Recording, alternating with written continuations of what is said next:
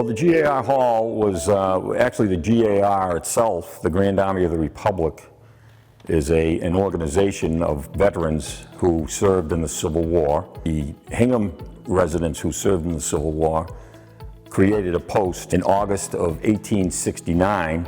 They didn't have a hall at the time, so in 1887 they purchased the land right here at the corner of Main and Pond Street with the assumption that they were going to build a hall. In 1888, the hall was dedicated at a cost of $5,500. Today, the hall is used for the other veteran organizations that are still in the town. In 1944, the last two remaining G.A.R. members turned the hall over to the town with stipulations that it be used for veteran events, which it has been used till to this day. American Legion Post 120 meets here on a monthly basis. The VFW Post 6053 meets here on a monthly basis. The sophomore history class comes over once a year from the high school. We have 300 or so students come in during the day, and they view the hall, and we have veterans talk on their experiences during the war. In the year 2000, the trustees, I wasn't a member of the trustees at the time, but the trustees then deemed that the hall was in dire need of some help. So they went in front of the town and tried to get some funding. In 2003, the town received a check from the state Department of Housing and Community Development to redo the outside of the building. That was with the stipulation that the town kick in another $100,000. So we had a pretty good amount of money to redo the outside and the inside and make it stable and do some repairs. And in 2004, the construction began, and it was completed in about 2006. And it went on from there. It made it handicapped accessible with the elevators and the lifts and everything, and a new stairwell that was wide enough to accommodate people other than the 30-inch wide one that we were moving up and down stairs with before. In 2011, we got a grant where they came in and they restored all of the Civil War photographs and pictures and items that were in the hall. And in 2013, we got $45,000 to paint the exterior of the hall again and do restoration there. So there's been an ongoing number of items that we've done in the past to keep the building up to snuff and make it pleasant for people to come in and visit.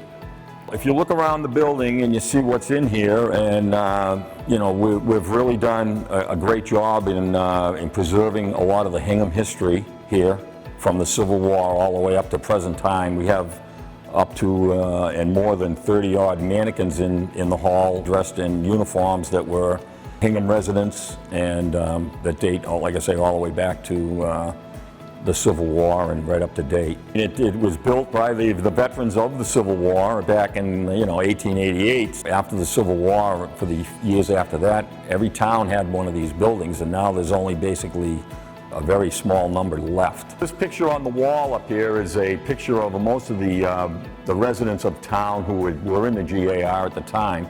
After the Civil War, a lot of these pictures were obviously taken after the war because the ages of these people, and you can see they're wearing their G.A.R. ribbons.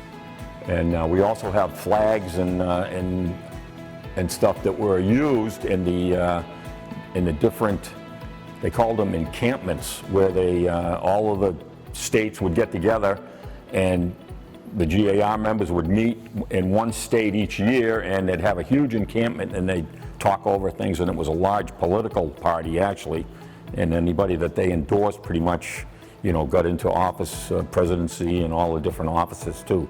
Here, this is a picture frame with some Confederate currency that was brought home by some of the Civil War soldiers.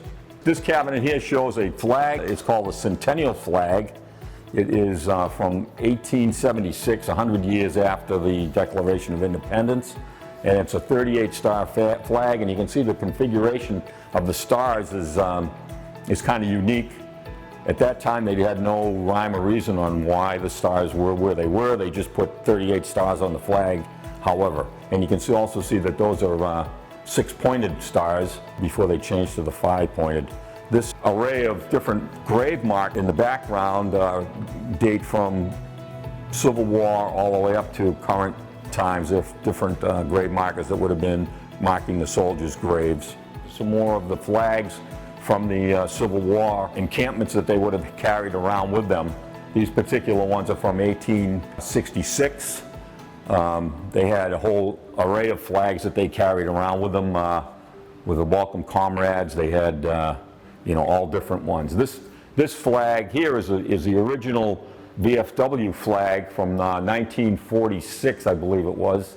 After the, 1946, a lot of the soldiers that were stationed at the Hingham Naval Ammunition Depot joined the VFW. That VFW post disbanded, and a new post was made up later on. So these are some more of the flags. You can see the grave marker flags here. This is from the Edwin Humphrey Post 104. This is the flags that they would have put on the graves, on Memorial Day after the war. We still do that to this day, but we don't have our post number on the flag. There's a couple of swords in the case here. These are from the Wilman Blackmer, who was I won't say he was a Hingham resident, but he had Hingham ties. He married one of the brewers, and they had a house, one of the brewers' houses on World's End, and he had a law practice in Boston, and he was a Medal of Honor recipient for battles. You can see the plaque there, and these are a couple of his swords. One is a cavalry sword, and the other one is a G.A.R. sword. He was the Grand Commander of the G.A.R. Back in 1904, I think it was. These are some of the mannequins that we have on display. All Hingham residents, from Coast Guard, Army, Navy, Marine Corps, all the way down. So these are from World War II up to present day. We have some other flags that were brought back. You can see the stars and bars from the Confederacy, and the flag is obviously the American Stars and Stripes. And Women's Relief Corps, back at the same time. These are the charters for today, the VFW and the American Legion charters. We have to keep those in proximity to the post when we do our installations each year in June.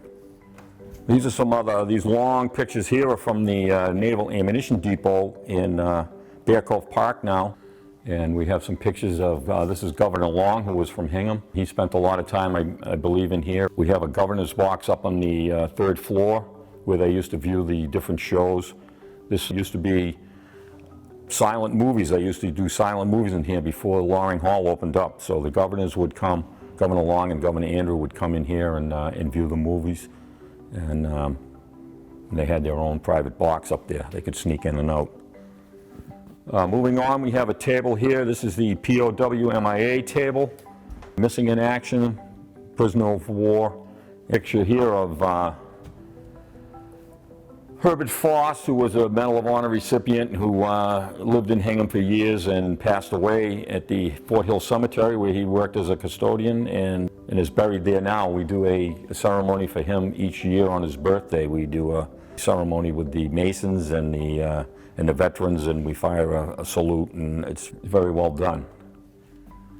We also have this is a record of an interview that was done with Foss about his action when he got his Medal of Honor in the Spanish-American War. You can listen to the whole interview in different places. They have one over at the Intermodal in the shipyard now, where you can get your commuter boat. You can go over and see a bust of him over there. And there's also a recording over there you can listen to on that. These are some other pictures here. They're made up of the Confederate commanders. This is one of the encampments that they would have done in, this encampment was in Boston in August of 1904. And you can see some of the pictures of the names up there. There's Governor Long and a couple of other, names that were very prominent at the time. We also have a picture of the Union commanders. Like I say, those are all just made up pictures. And some other uniforms from the different eras. Here we have, like I say, there's 30 or so mannequins with uniforms from Hingham people. And when you come in to view the hall, you can take a closer look. This is a Marine who was killed in action, Christopher Orlando. He was killed on a helicopter when 2 helicopters collided in Hawaii and killing, I think it was 12 or 13 Marines. And he just happened to be one of the crew members on the helicopter. And we've done a number of services for him in the town. And the parents were happy to give us this reminder. So that sits here too. We have numerous flags up on the wall here. We have a 48 Star American flag. This is a Blue Star banner up here on the wall. We believe it's from a church who had 21 members in the service at the time, probably from World War II. This picture here is of William Cutler. He's the person that the VFW post is named after, with his medals and all the different awards that he received. Starting here, working our way this way, this is a wall that shows all of the Hingham residents who were killed in the different battles. There's Christopher Orlando right there, and a number of others from the Persian Gulf, El Salvador. We do have flags up on the governor's box, in front of the governor's box up there, that depict each military branch of the service. It's just a great building for different functions that the town really can use. And if you'd like to come see it, the building is open on the 1st and 3rd Saturdays of each month from 10 to 2. And come on over and visit.